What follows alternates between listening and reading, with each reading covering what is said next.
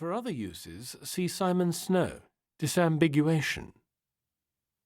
Simon Snow is a series of 7 fantasy books written by English philologist Gemma T. Leslie. The books tell the story of Simon Snow, an 11-year-old orphan from Lancashire, who is recruited to attend the Watford School of Magics to become a magician.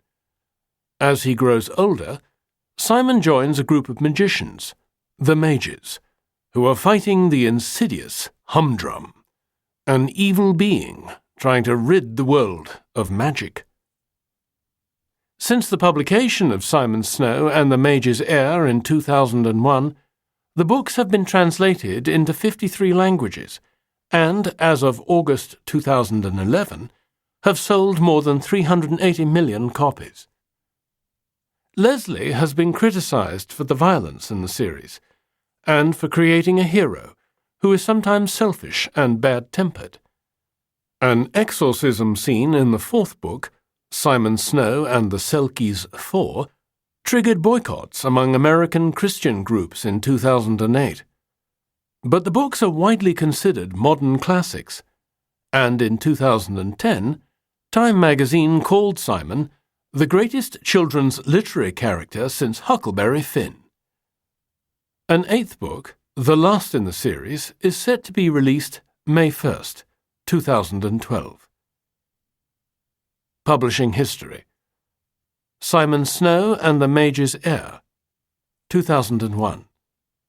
Simon Snow and the Second Serpent, 2003. Simon Snow and the Third Gate, 2004. Simon Snow and the Selkies 4, 2007. Simon Snow and the 5 Blades, 2008. Simon Snow and the 6 White Hares, 2009. Simon Snow and the 7th Oak, 2010.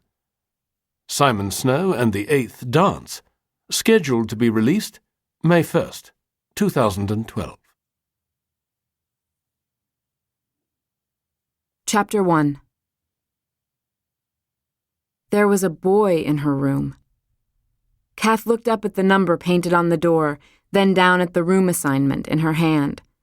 Pound Hall, 913. This was definitely room 913, but maybe it wasn't Pound Hall. All these dormitories looked alike, like public housing towers for the elderly. Maybe Cath should try to catch her dad before he brought up the rest of her boxes. "You must be Cather," the boy said, grinning and holding out his hand. "Cath," she said, feeling a panicky jump in her stomach. She ignored his hand. She was holding a box anyway. What did he expect from her? This was a mistake. This had to be a mistake. She knew that Pound was a co-ed dorm. Is there such a thing as co-ed rooms? The boy took the box out of her hands and set it on an empty bed. The bed on the other side of the room was already covered with clothes and boxes. "Do you have more stuff downstairs?" he asked. "We just finished. I think we're going to get a burger now. Do you want to get a burger? Have you been to Pear's yet? Burgers the size of your fist." He picked up her arm. She swallowed. "Make a fist," he said. Cath did. "Bigger than your fist," the boy said, dropping her hand and picking up the backpack she'd left outside the door. "Do you have more boxes? You've got to have more boxes. Are you hungry?" He was tall and thin and tan, and he looked like he'd just taken off a stocking cap, dark blonde hair flopping in every direction. Cath looked down at her room assignment again. Was this Regan? "Regan," the boy said happily. "Look, your roommate's here." A girl stepped around Cath in the doorway and glanced back coolly. She had smooth auburn hair and an unlit cigarette in her mouth. The boy grabbed it and put it in his own mouth. "Regan, Cather. Cather, Regan," he said. "Cath," Cath said. Regan nodded and fished in her purse for another cigarette. "I took this side," she said, nodding to the pile of boxes on the right side of the room. "But it doesn't matter. If you've got feng shui issues, feel free to move my shit." She turned to the boy. "Ready?" He turned to Cath.